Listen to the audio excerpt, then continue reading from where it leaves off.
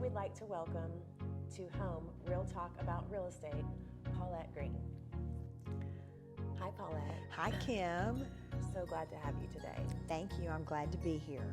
So, I know that you've been doing real estate for almost 30 years, but can you walk everybody else through what got you into real estate? Sure. First of all, thank you. I'm glad to be here. And yes, you're right. I started selling real estate 30 years ago.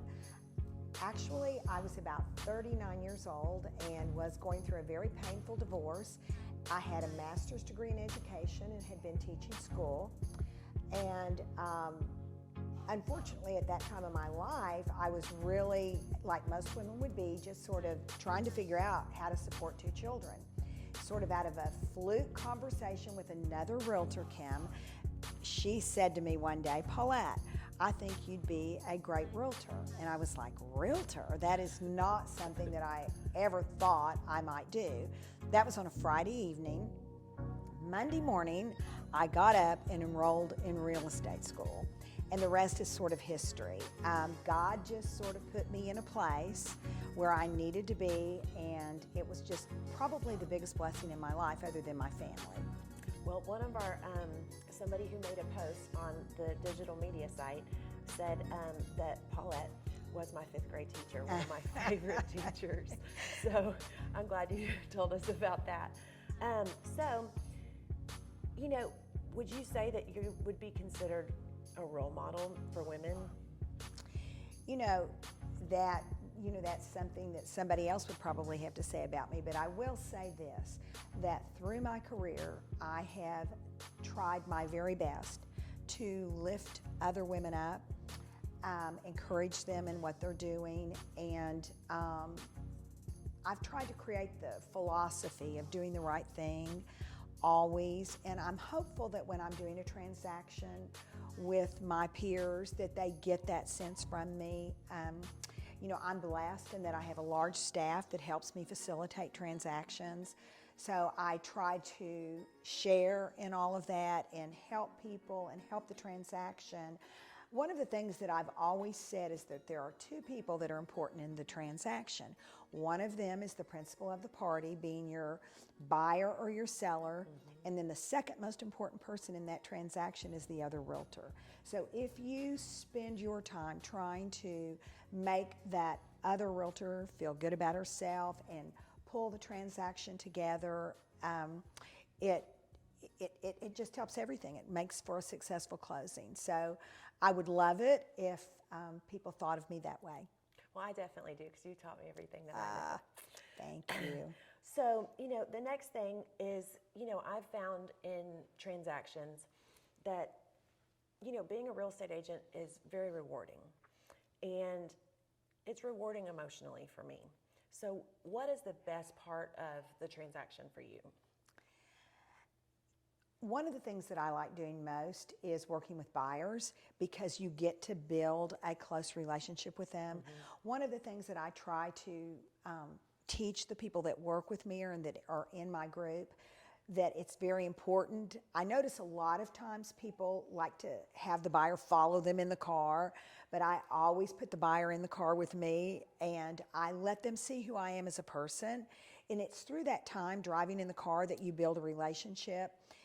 As much as yesterday, I had a relocation buyer, and by the end of that transaction, we were hugging each other, and I had already built the sense of trust. So for me, one of the most rewarding things is gaining the trust of someone, having them understand that when I say to them, this is a good house, this is not such a good house, this is why this house works in this price range, that they actually believe what I say. For me, real estate is not a sales job, it is a service job. And so it's very rewarding to me to go through the process, find them, let's say, the perfect home or the perfect situation, and go to a successful closing and have everybody happy. So, is there a story that sticks in your head about, throughout your career that has solidified your, you fulfilling your purpose in that rewarding process? I don't know, Kim, if there's one story that would stick in my head. I've got a lot of funny stories that I could say about things that have happened. but really at the end of the day, I think that every year I have a customer appreciation party, and I have, several people, maybe a couple of hundred people come to that party, and listening to them get to know each other, and the only common denominator they have is me.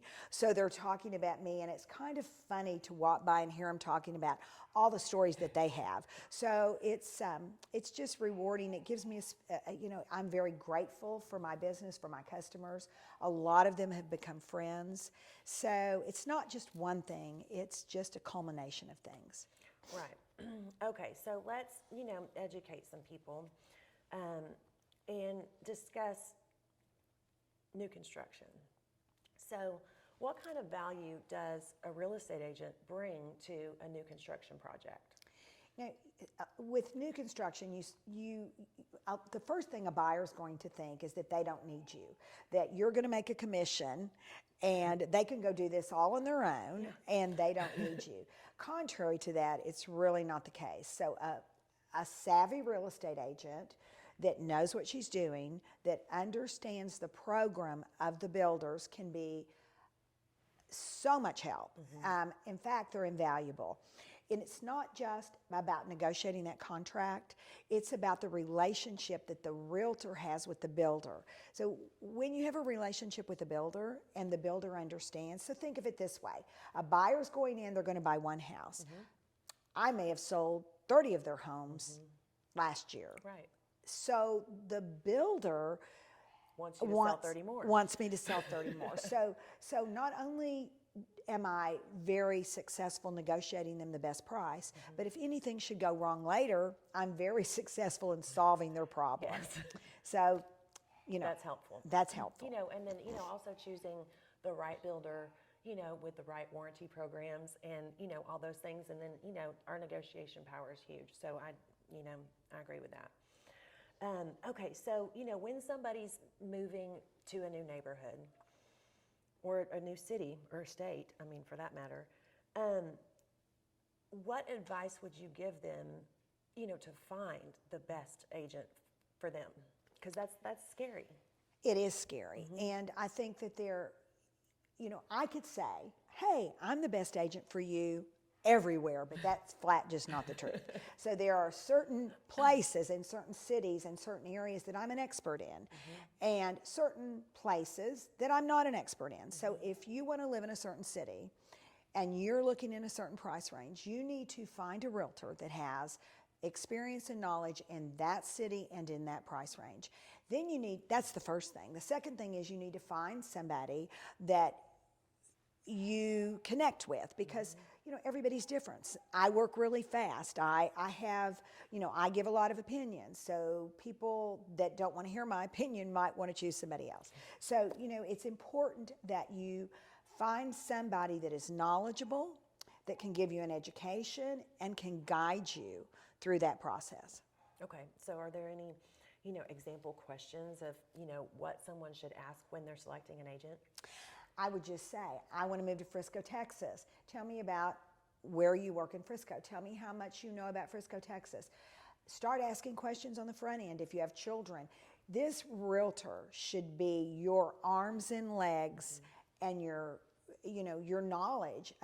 There's nothing that you should not be able to ask your realtor to do if she's a true professional and she knows what she's doing.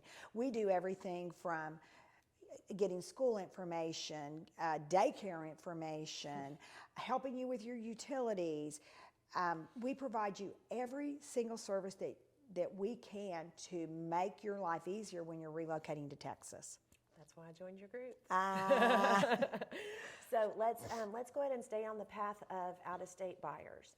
When relocation people come, because we deal with a lot of relocation people, and so when relocation people come in, how hard is it, to find them the right home in the right neighborhood, in the right school district, when they don't know a thing about this whole area?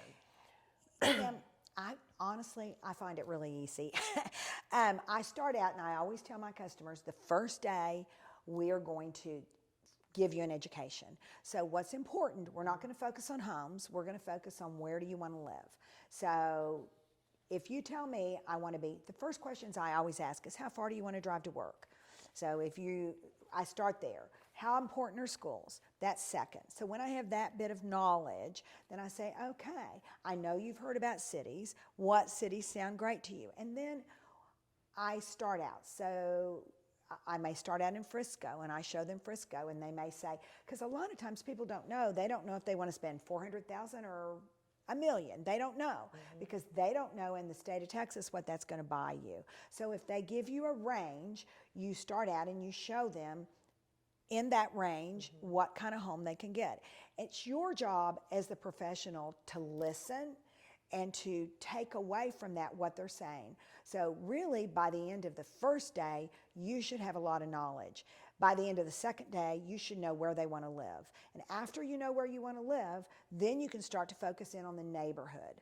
So for me, because I think it's experience and I've done it so much, it's one of the things I like to do because I think I do that well.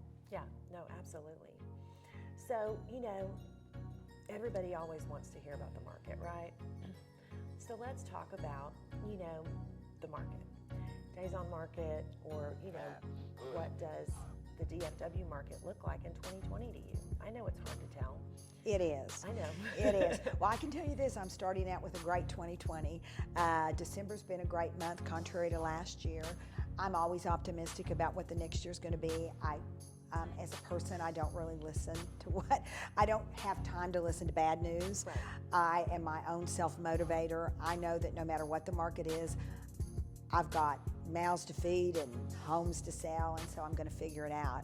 I actually think the market in 2020 is going to be great. So, based on what I'm seeing, I think we're in a wonderful area. We have everything to offer people, and I'm a chameleon. I'm going to focus on what's hot. Yeah. So, as a member of your team, not everybody knows about it. So, tell us about the group, and how many women make up the group, and then also let's talk about what a family that you've created. Thank you, Kim. I appreciate that coming from you. Yeah. And for those of you that don't know, I've known Kim since she was 4, and she's like a daughter to me. So I'm blessed because a lot of the people that work in my group are either past customers that I've helped, or they're friends of my daughters that I've known since they were 17 or 18 years old.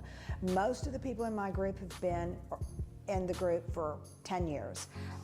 We are like a family, and we're very blessed. We have 10 people that are licensed realtors, that are buyer's agents, that have their own customers, their own business, and then we have 5 people that are on staff in the office that are contract coordinators, listing coordinators, marketing directors. So we have a group of people that are here to service the needs of our customers. I think the greatest thing about our group is we all have the same value system. Our heart, nature is all the same. We're really not here to sell your house. We're here to build a relationship and make a long-time customer and friend of each person that we put in our car. It's very important to me that anybody that is in my group is a reflection of who I am, and I would like to pride myself in saying that I trust that about every person that's in the group, because they are out there living in a spirit of gratitude and appreciation for everything that has been given to us. Well, we're blessed to have you as our teacher. And that concludes our interview for today. But I just wanted to thank you so much for for coming and being a part of our video today. Thank you very much.